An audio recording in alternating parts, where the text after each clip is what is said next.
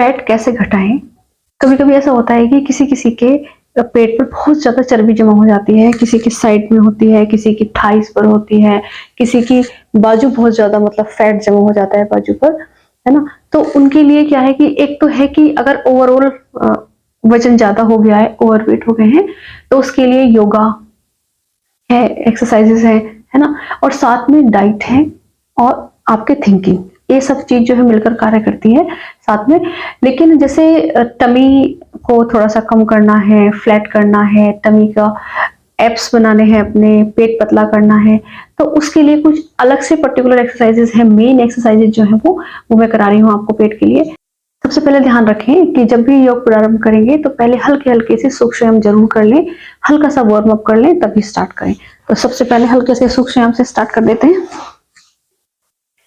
देखिए, किसी भी एज में आप इन्हें कर सकते हैं। आपका शरीर आपके ऊपर डिपेंड करता है कि आप क्या सोचते हो अपने शरीर के लिए। कभी कभी 80 वर्ष की उम्र में भी व्यक्ति जवान महसूस करता है और कभी कभी 40 वर्ष की उम्र में भी व्यक्ति बूढ़ा महसूस करता है। तो आपकी थिंकिंग पर है डिपेंड ये कि आप कैसा खाना खाते हो, कैसा विचार है आपके।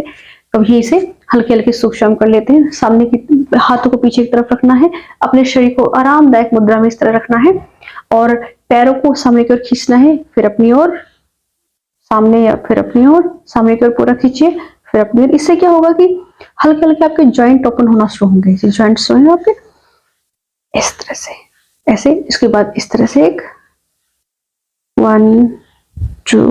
एक्चुअली हमारा पूरा ही शरीर, पूरे ही जो अंग है हमारे, सब एक दूसरे से इंटरकनेक्टेड है, पूरी तरह से कनेक्टेड है हम एक दूसरे से।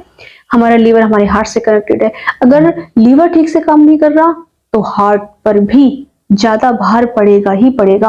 अगर आप ओवरवेट हो गए हो तो आपके घुटनों पर भी ज्यादा जोर पड़ेगा।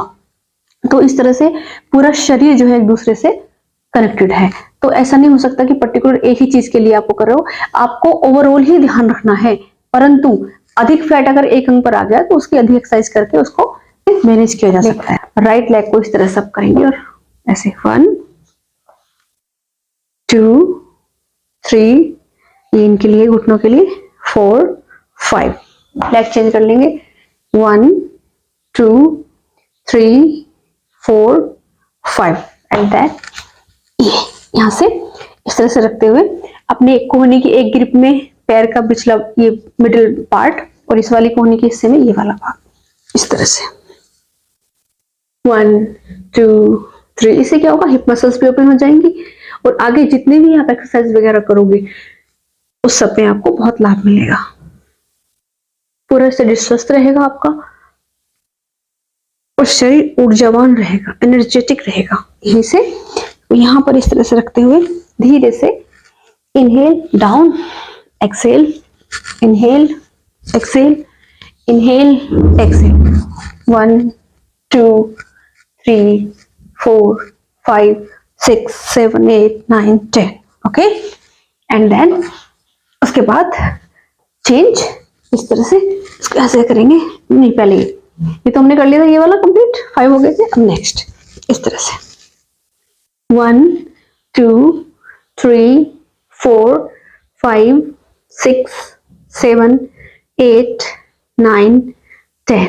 ओके, इसको यहाँ पर सेट कर लेंगे। अब inhale, exhale, inhale, exhale, inhale, Excel.